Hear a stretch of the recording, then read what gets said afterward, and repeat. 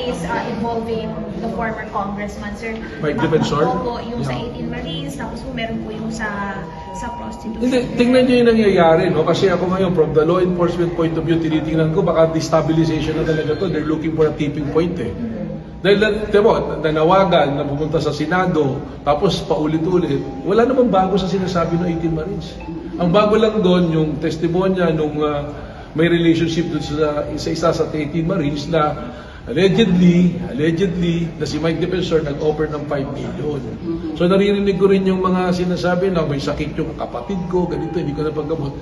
Kasi doon sa statement nung nag-issue, ang sabi nga, allegedly 5 million, pero ang nabigay pa lang, portion pa lang. Kaya hindi pa nakukompleto yung 5 million. Base doon sa testimonya nung nagbigay dito ng statement. Sir, some will say this is targeted, sir. But mukha eh. Mukhang coordinated eh. Nananawagan sila ng tao, naghihiring sila. Yun namang sinasabi. Kayo tatanungin, may bago bang sinabi? Wala namang bagong sinasabi. Unless ipatawag nila si Mark Villar at si Senator Loren Reganda, nakasamahan din nila. Pansinin nyo, wala doon sa hearing. Kasi binanggit doon sa affidavit na 18 months. Direk, gusto niyo po bang magbigay ng response doon sa mismong sinabi ni Senate President Alan Peter Cayetano? Sabi po niya, ini-invite po niya kayo na mag-testify kasi, I quote, sabi niya, kung yung information mo ay hindi verified, hindi naman Marites ang pangalan. Hindi talaga Marites pangalan ko, Belvin Matibag. Tsaka yung Marites, pagbabaeng pangalan yun eh. Parang Petra yan eh. Yung Marites, Petra, pagbabae na pangalan yan. Ano? So merong may kopya kayo, binigyan namin kayo ng kopya ng statement nung taong nagtetestigo. Ano? Padalan ako ng proper na Sabina, ng proper Blue Ribbon ng meeting, pupunta tayo. Director, sorry, just to clarify, what is the reason behind her statement? His statement. Her, sino ba yung her? Ay, ito po. Correct po yan ha? Ikaw nagsabi. Yung individual na nagbigay po ng statement against the Marines. Well, ando doon yung kwento niya eh. So dapat patawag nila, tanungin nila.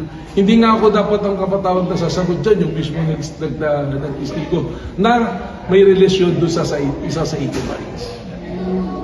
Okay. Wala in particular na sinabi, like kulang ang binigay sa kanya or ano ba? Kulang nga eh.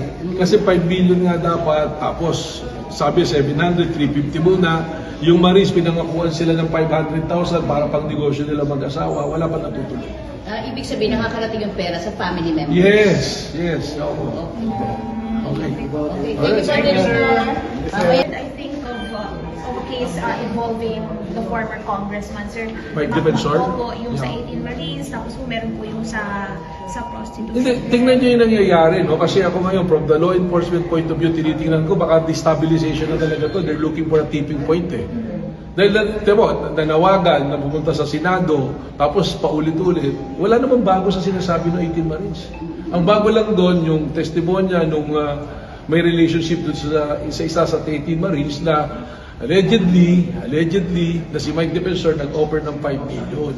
So naririnig ko rin yung mga sinasabi na may sakit yung kapatid ko, ganito, hindi ko napaggamot. Kasi doon sa statement nung nag-issue, ang sabi nga, allegedly 5 million, pero ang nabigay pa lang, portion pa lang. Kaya hindi pa nakukompleto yung 5 million. Base doon sa testimonya nung nagbigay dito ng statement. Sir, some will say this is targeted, sir. But mukha eh. Mukhang coordinated eh. Nananawagan sila ng tao, naghihiring sila. Yun namang sinasabi.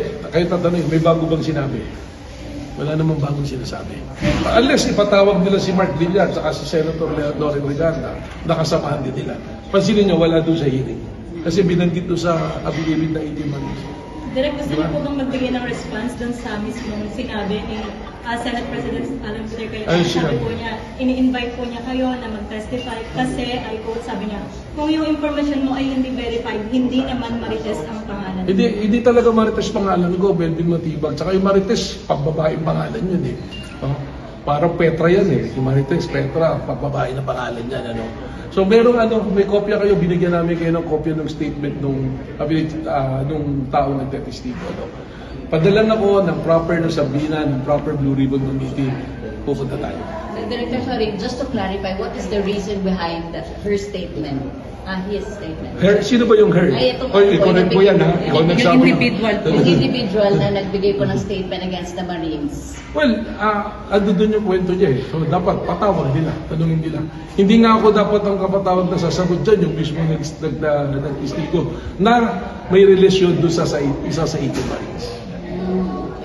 Wala in particular na sinabi, like, kulang binigay sa kanya or ano pa? Kulang nga eh. Kasi 5 billion nga dapat. Tapos, sabi 700, 350 muna. Yung Maris, pinangakuan sila ng 500,000 para pang negosyo nila mag-asawa. Wala pa natutuloy.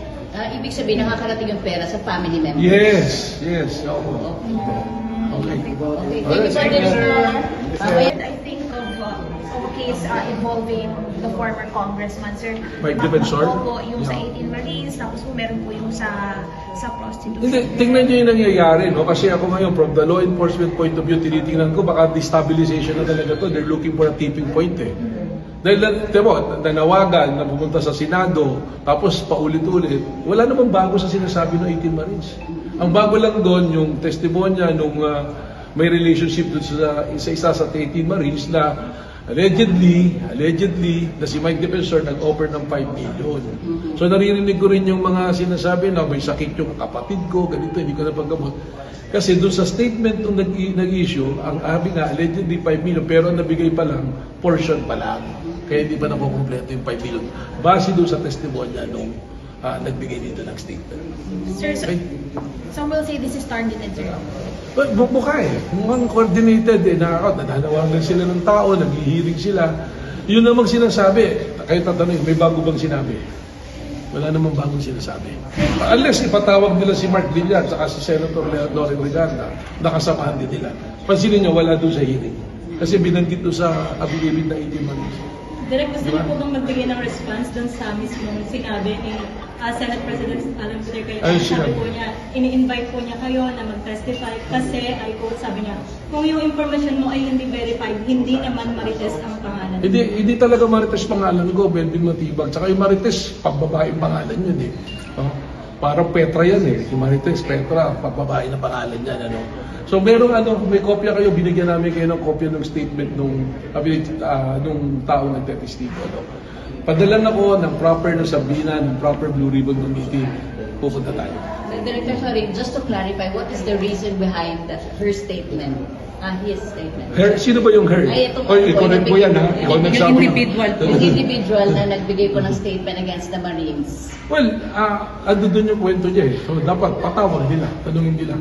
Hindi nga ako dapat ang kapatawag na sasagot dyan, yung mismo nag-istigo na may relasyon doon sa isa sa 18 Marines. Okay. Wala in particular na sinabi, like, kulang binigay sa kanya or ano pa? Kulang nga eh. Kasi 5 billion nga dapat, tapos sabi 700, 350 muna. Yung Maris, pinangakuan sila ng 500,000 para pang negosyo nila mag-asawa. Wala pa natutuloy. Ibig sabihin, nakakarating yung pera sa family members? Yes, yes. Oo. Okay. Okay, thank you, Senator.